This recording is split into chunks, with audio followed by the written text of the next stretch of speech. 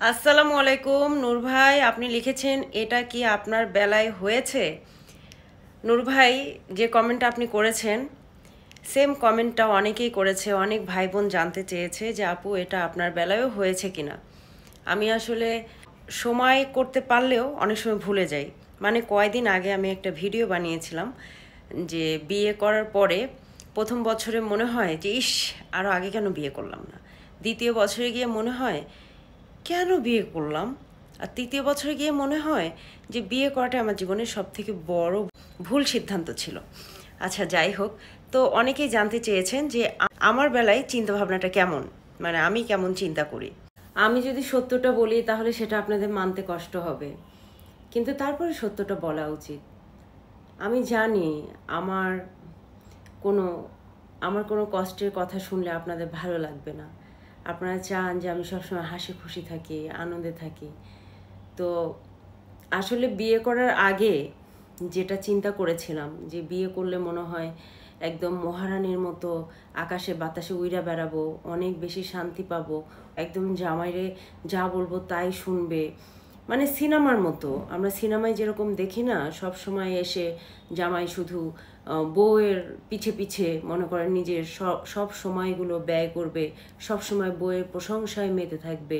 কিন্তু বাস্তব জীবনে আসলে কি বলবো আর, আমার জামাইয়ের মধ্যে এই ধরনের স্বভাব চালচলনগুলা একদমই আছে। কি মনে করছিলেন আপনারা, হ্যাঁ, যে আমি নেগেটিভ কিছু বলবো? আসলে ওটা শুধুমাত্র কথার কথা। অনেকেই দেখা যায় বিয়ের পরে অনেকেই দেখা যায় বিভিন্ন ধরনের মন্তব্য শেয়ার করে, কেমন। তো যার কারণে আসলে আমি যে ভিডিওগুলো বানাই বা আমি যে কন্টেন্টগুলো বানাই ওগুলো কিন্তু আমার জীবন থেকে নেওয়া না, তবে কারো না কারো জীবন থেকে নেওয়া। ঠিক আছে? তো আমার জীবনের সাথে হুবহু মিলে না গেলেও কারো না কারো জীবনের সাথে হয়তো বা মিলে যায়।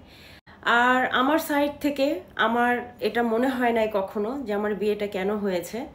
আমার কাছে সবসময় মনে হয় সব কিছু আল্লাহর হুকুম, আল্লাহর অশেষ রহমত যে আমার বিয়েটা তাড়াতাড়ি হয়েছে। কারণ আমার ফ্রেন্ড সার্কেল যারা আছে ওরা বিয়ে করেছে পড়ালেখা কমপ্লিট করার পর, ওদের বাচ্চা কাচ্চাগুলো ছোট আর আমার বাচ্চা কাচ্চাগুলো মোটামুটি বড় হয়ে গিয়েছে। আসলে আল্লাহ যার ভাগ্যে যেটা লিখে রাখে সেটাই আলহামদুলিল্লাহ। আর আমার হাজব্যান্ডের তরফ থেকে ও কি বলবে সেটা আমি জানি না, কারণ হচ্ছে মূলত যত প্যারা আছে সব তো আমিই দেই। বুঝতেছেন তো আপনারা আপনারা আমাকে আসলে অনলাইনে যেরকম দেখেন, যাদের ঘসিটি বেগম, রাগী, কথা মাটিতে পড়তে দেয় না, অনেক বেশি মেজাজ, চুল ছেঁড়াছিঁড়ি একটা মনোভাব, এগুলো সব কিছু আমার স্বভাব।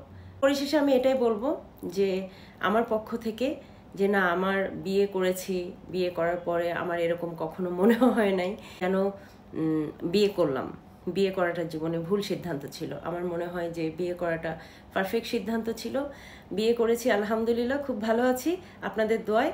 আর আমার হাজবেন্ডের মনের মধ্যে যদি এই চিন্তা থাকেও, ঠিক আছে, যে বিয়ে করাটা ওর জন্য ভুল সিদ্ধান্ত ছিল, কেন বিয়ে করলাম, এই ধরনের কথাগুলো সে আমার সামনাসামনি বলতে পারবে না। চিন্তা করেন না, বুঝছেন।